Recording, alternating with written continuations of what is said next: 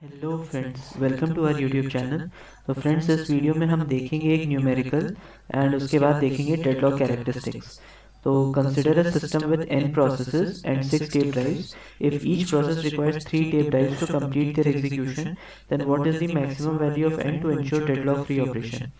अब फ्रेंड्स, जब भी हमें इस तरीके का कोई क्वेश्चन दिया है तो हम नंबर ऑफ टेप ड्राइव्स -1 से स्टार्ट करेंगे।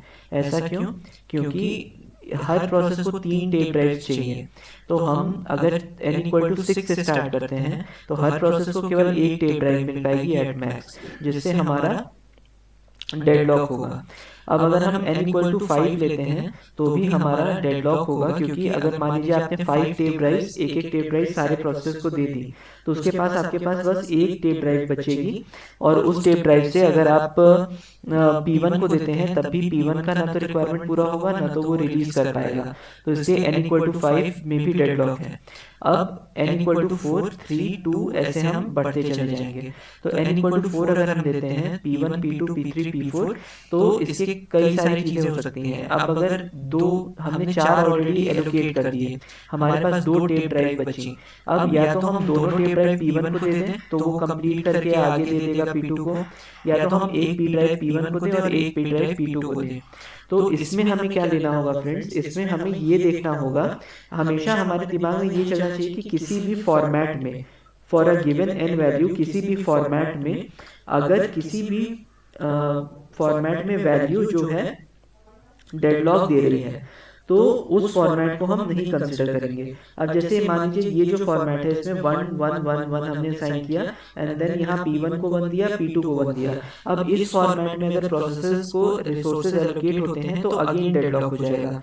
तो हमें क्या करना है, इसमें नेगेटिव वे के साथ चेक करना है। नेगेटिव वे का क्या मतलब है कि किसी भी गिवन वैल्यू ऑफ n के लिए क्या किसी भी फॉर्मेट में डेडलॉक हो सकता है। अगर किसी भी n के लिए किसी भी फॉर्मेट में डेडलॉक हो सकता है तो हम उसको नहीं कंसिडर करेंगे। तो इस फॉर्मेट में n इक्वल टू 4 के लिए डेडलॉक हो सकता है। तो हम आगे बढ़ जाएंगे n इक्वल टू 3 पे। अब n इक्वल टू 3 पे भी इस फॉर्मेट में अगर हम देखें तो डेडलॉक हो सकता है। फिर हम आएंगे n इक्वल टू 2 पे। तो n इक्वल टू 2 पे अगर हम देखें तो हमने 3 प्रोसेस P1 को असाइन की और 3 प्रोसेस P2 को असाइन की, तो इस केस में नो डेडलॉक होगा। तो this is the maximum value of n that ensures deadlock free operation. अब फ्रेंड्स आते हैं डेडलॉक कैरेक्टरिस्टिक्स पे। तो डेडलॉक्स के 4 कैरेक्टरिस्टिक्स होते हैं। एक होता है म्यूचुअल एक्सक्लूजन, दूसरा होता है होल्ड एंड वेट, तीसरा होता है नो प्रीएम्पशन और चौथा होता है सर्कुलर वेट। तो म्यूचुअल एक्सक्लूजन क्या होता है कि रिसोर्स या तो एक प्रोसेस को एलोकेट हो चुकी है या फिर ये फ्रीली अवेलेबल है, और there should be a 1 to 1 relationship between resources and process. Resources और प्रोसेस के बीच में 1 to 1 रिलेशनशिप होने का ये मतलब है कि अगर एक गिवन प्रोसेस है और उसको एक रिसोर्स दे दिया गया तो उस प्रोसेस का उस रिसोर्स के साथ 1 to 1 रिलेशनशिप होगा। मतलब अब उस रिसोर्स को कोई दूसरा प्रोसेस नहीं यूज कर सकता जब तक ये वाला प्रोसेस उसको रिलीज ना करे। देन हमारे पास है होल्ड एंड वेट।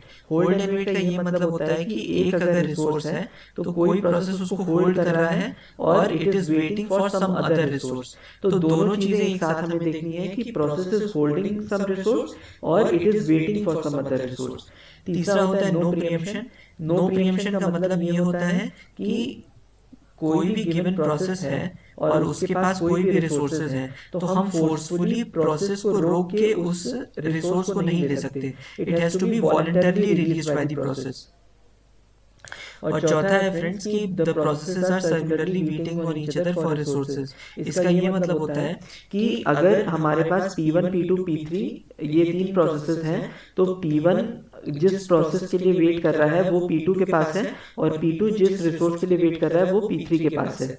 मैं दोबारा रिपीट कर रहा हूँ, P1 को जो रिसोर्स चाहिए वो P2 के पास है और P2 को जो रिसोर्स चाहिए वो P3 के पास है, एंड सिमिलरली P3 को जो रिसोर्स चाहिए वो P1 के पास है। तो एक तरीके से ये साइकिल बन गया है जिसमें न तो P1 अपना रिसोर्स छोड़ेगा, न तो P2 छोड़ेगा, न ही P3 छोड़ेगा। तो हमारा एक सर्कुलर वेट की तरह ये कंडीशन बन जाएगी। तो अगर ये चारों कंडीशंस किसी सिस्टम में साइमल्टेनियसली अकर करती हैं तो हम कह सकते हैं कि डेफिनेटली उस सिस्टम में डेडलॉक है।